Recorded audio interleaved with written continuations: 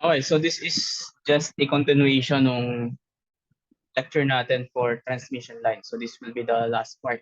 So mostly, ang discuss ko dito is mga example problems, which is kasama sa prelim exam. Okay? So balikan lang natin yung discuss natin last time. We talk about non-resonant and resonant transmission line. So the main difference between the two is pag sinabi nating resonant transmission line, ito yung mga mismatch. No? So it is also known as mismatch line, wherein some of the incident power is reflected back to the source. So meaning, hindi lahat ng tinatransmit mo doon sa transmission line is napapadala mo sa load or doon sa intended receiver. So yung ibang power is bumabalik. So the main reason is hindi equal yung ZO sa ZL. Right? So once na nagde-design tayo ng isang communication system, as much as possible, dapat yung ZO is equivalent dun sa impedance na ikakabit mo or ng load impedance. So yung ZO natin again dito yung characteristic impedance.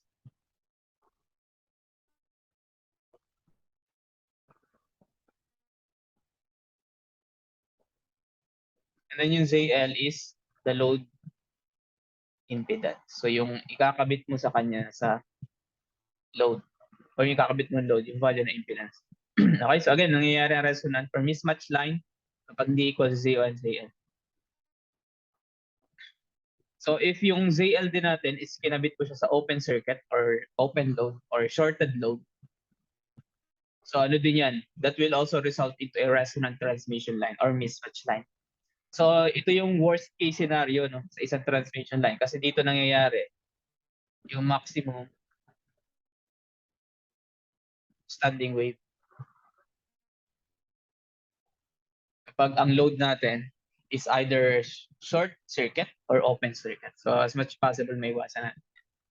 So yung ideal condition is kapag yung ZO is equal to ZL, which is ang tawag natin doon is match line or non-resonant transmission line or flat line. So tatlo yung tawag natin dyan.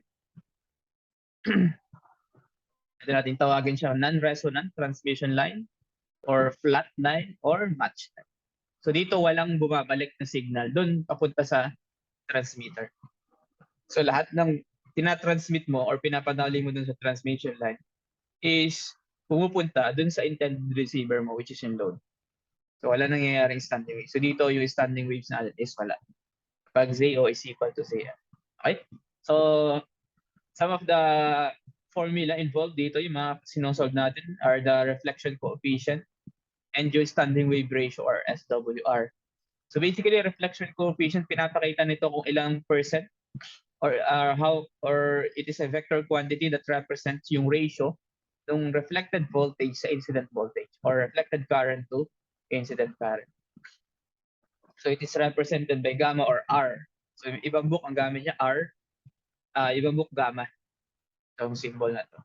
So reflected voltage, ang ER natin dyan again is the reflected voltage. Okay, and then yung EI is the incident. So meaning yan yung pinapadala mo, yung incident voltage. Yung amount of voltage nung tinatransmit. Okay? So ang range ng value natin dito is from 0 to 1. So as much as possible, close sa 0 yung value natin, yung mas maganda. So ideal nga na sa last na is 0. So if ang given sa atin is current, so pwede rin natin siyang i-compute. So yung IR is reflected current.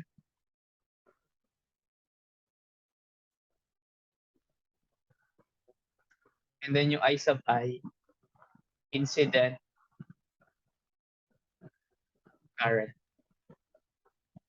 Okay, so meron dito negative sign to denote na 180 degrees out of phase ang voltage and current. So di ba pag ginagraph natin yung voltage at current, ano sila, 180 degrees out of phase. So yun yung meaning ng negative.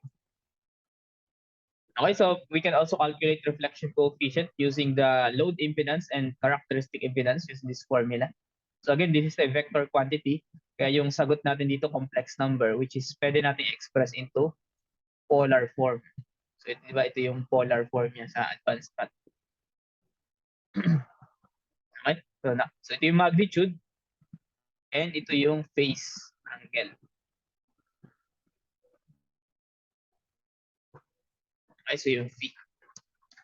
So pwede siyang naka-degrees yung phase angle or naka-radian. So depende sa mode ng calculus.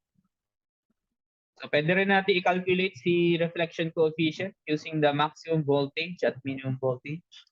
So ito yung formula nun, or maximum current and minimum current. Pwedeng na-discuss mo na naman ito sa last lecture natin.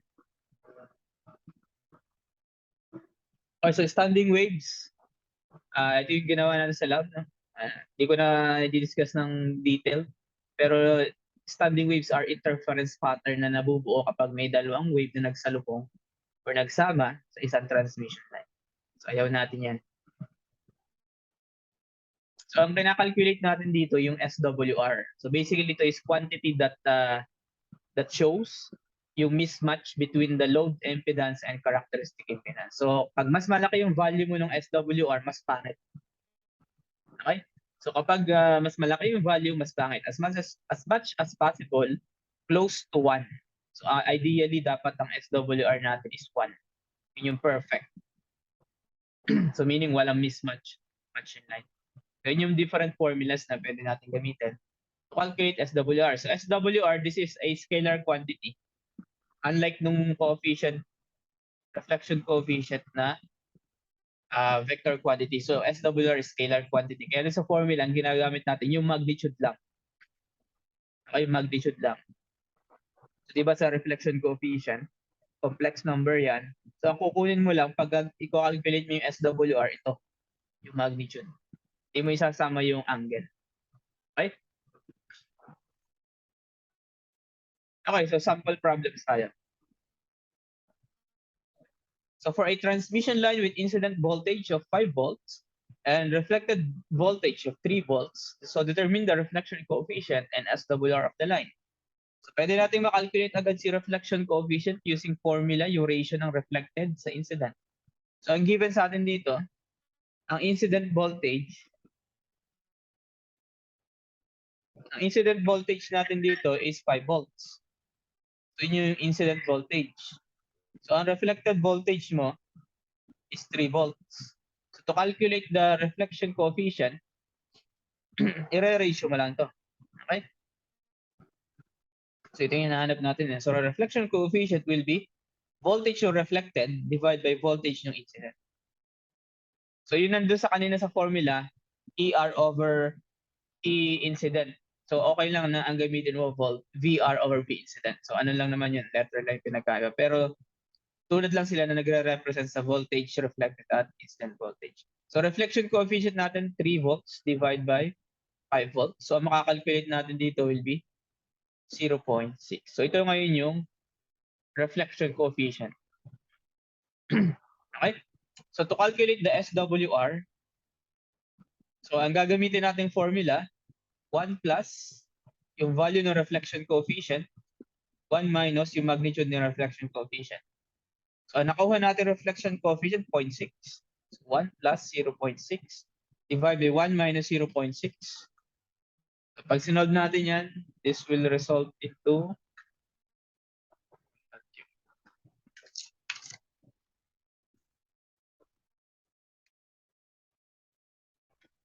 4. Okay? So 4. So this will be your answer. Okay? As long as alam mo yung formula, madali lang to.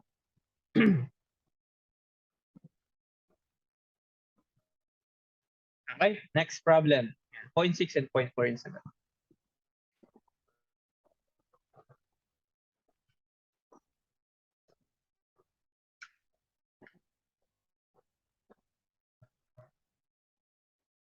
Okay, so for number 3, isulat muna natin yung given. So ang given sa atin dito, meron tayong 50 ohms lossless line. So meaning ito yung ZO mo. Kasi sabi niya 50 ohms lossless line. So that will be your ZO. Okay? And then yung line is terminated with an antenna that has an impedance of 75 ohms. So kinabitan mo daw yung transmission line ng antenna sa dulo. So meaning itong 75 ohms, that will be your ZL. Okay? So hinahanap lang sa atin dito reflection coefficient. So paano sir yung 100 watts? So, pampagulo lang yung power na yan. So yun yung power na in-transmit or power incident. 100 watts. So, hindi natin gagamitin yan. Kasi ang hinahanap ko lang, reflection coefficient at voltage standing wave ratio. So, ang gagamitin lang natin, ZL and ZO. So, pwede nating unang makalculate dito yung reflection coefficient using the formula ZL minus ZO divided by ZL plus ZO. Okay, so substitute mo yung given. We have 75 minus 50 divided by 75 plus 50. So, naka-ohms yan. So, calculate natin. So, 0.2. So, this will be your reflection coefficient. Okay? Since walang phase angle, so understood na yun na ang phase angle mo 0 degree. Okay, so to calculate the VSWR or simply SWR, so tulad lang yan, yung ibang book, ang gamit nila VSWR. So, gagamitin lang ulit natin yung formula katulad ng example, yung previous example. So, 1 plus magnitude of the reflection coefficient. 1 minus magnitude ng reflection coefficient. So, 1 plus 0.2 divided by 1 minus 0.2. So, we'll have 1.5. Okay? So, ito yung mga sagot.